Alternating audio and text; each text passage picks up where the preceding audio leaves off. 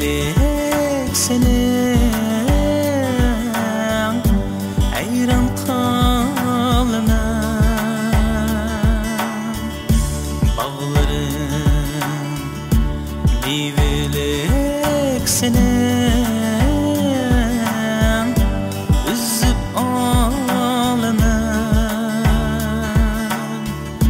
bağrınga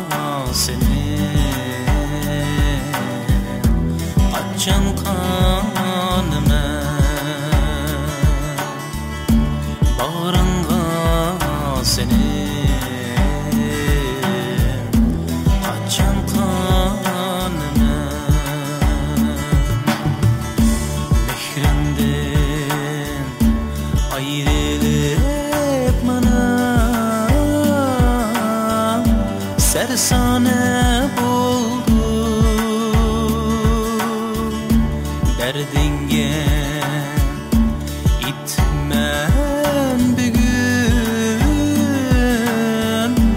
Irak'a doldu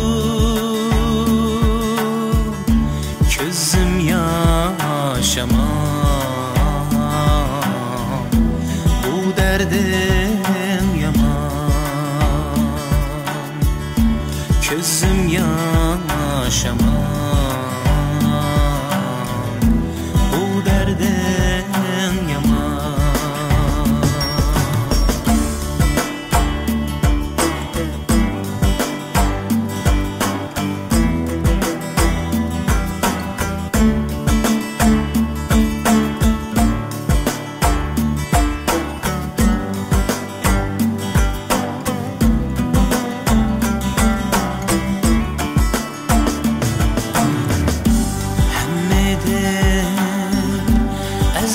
sen bana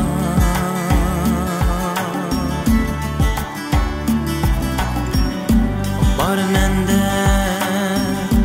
muhabbet sana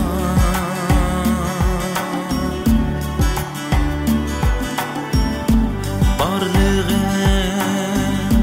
gerektir bana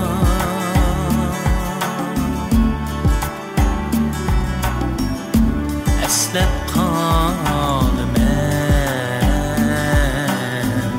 xiyalda batına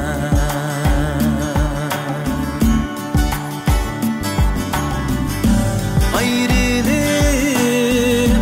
yalnız her zaman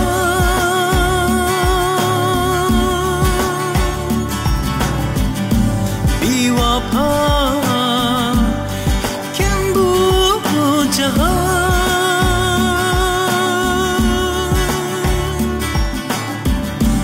emdi men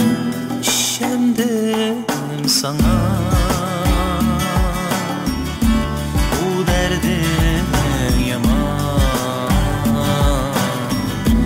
buldun sen